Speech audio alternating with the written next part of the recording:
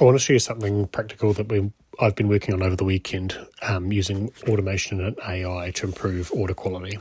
It came off the back of Ryan's comment, which really stuck with me when he mentioned in the podcast that the quality of your orders reflects the quality of your business. So here's what we've been working on. The problem is I've got around 400 to 500 customers, and they're used to a pretty high touch sales process, often with me and often via email. People are busy, the messages are often incomplete, unclear, and spread across multiple emails. And here's what happens.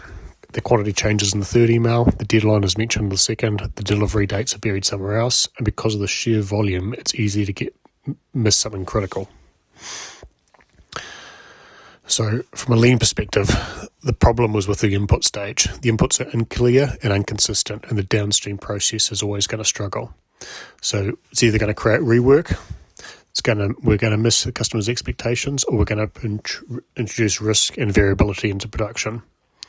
So what I've built with Make.com and ChatGPT is a automation that effectively watches my inbox as emails come in. The first thing it's doing is it's filtering out anything that shouldn't be processed, anything that's sort of transactional, supplier emails, just general confirmations. If it comes from a no reply email address, it's not going to run through the system. Next, it's going to take the email and the previous thread for context, and it's going to run it through ChatGPT. And that's going to do two things. It's going to summarize the key details clearly, pulling out the key information like deadlines, quantities, delivery dates, key requirements. And so instead of getting a long chain, I get a clean, structured summary. Then the system's going to make a simple decision. Is this summary enough to move forward? If it is, we book in the order or prepare the quote, whatever the next step is.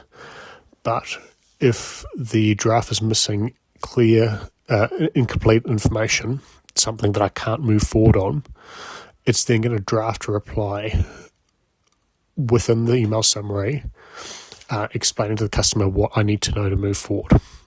Now, nothing is sent. It's creating a draft in Outlook only so the email message stays in line with the original, so I can validate both.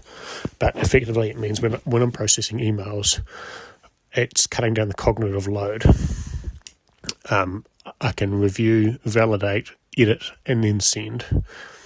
I'm still in the loop, but instead of doing all the cognitive work from scratch, it's saving me a bunch of time.